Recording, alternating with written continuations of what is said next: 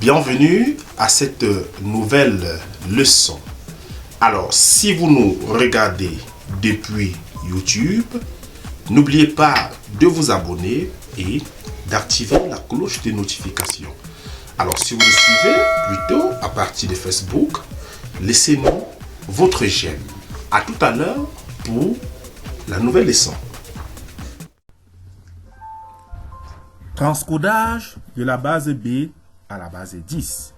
Alors, il faut noter par transcodage de la base B en base 10 le passage d'un nombre représenté en base B en sa valeur ou en sa représentation en base 10.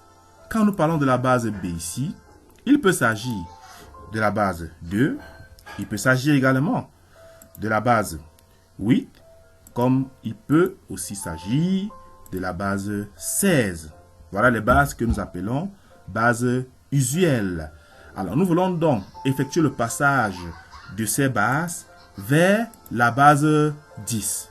On dira donc qu'on veut faire le transcodage d'un nombre représenté en base B en sa représentation en base 10. Alors, à tout de suite pour la méthode de conversion. Alors, pour convertir ou alors pour passer d'un nombre représenté en base B en sa représentation en base 10, il faut suivre les étapes suivantes. Nous avons un nombre à convertir constitué de 4 symboles. Le nombre à convertir est exprimé en base B. Ce nombre contient les symboles S1, S2, S3 et S4.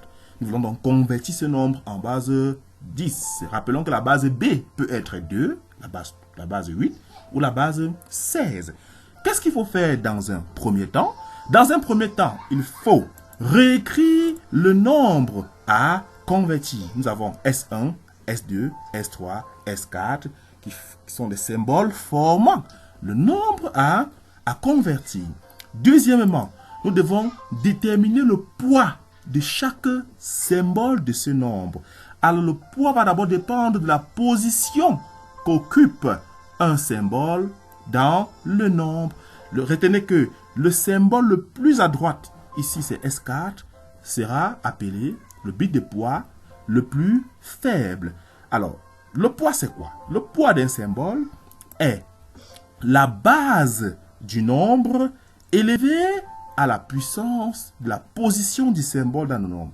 S4 est le bit de poids le plus faible, donc à proposition 0. S4 est représenté en base B. Donc, le poids du symbole S4 est B puissance 0. Pareillement pour le symbole S3, son poids sera B puissance 1. Par la suite, B puissance 2 pour le symbole S2. Et enfin, B puissance 3 pour le symbole S1. Alors, quand nous avons fini de faire ceci, nous passons alors à l'étape suivante, qui est la multiplication de chaque symbole par son poids. Je multiplie S1 par son poids qui est B3.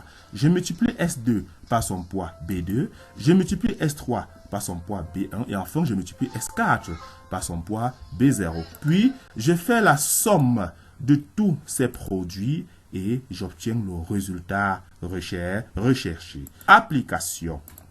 Alors, j'ai le nombre suivant à convertir. Première des choses, je réécris mon nombre. Voilà mon nombre à convertir. Ce nombre est en base 2. Je veux sa représentation en base 10. Deuxième étape, je détermine le poids de chaque symbole de ce nombre. Voilà les poids. Vous avez compris précédemment comment faire pour obtenir ces poids.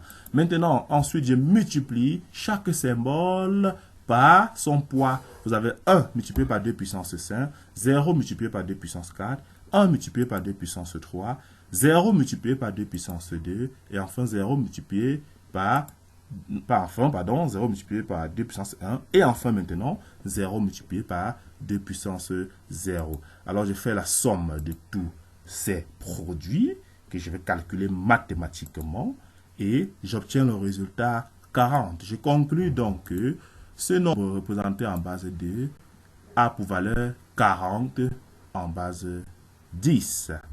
Merci de nous avoir suivis.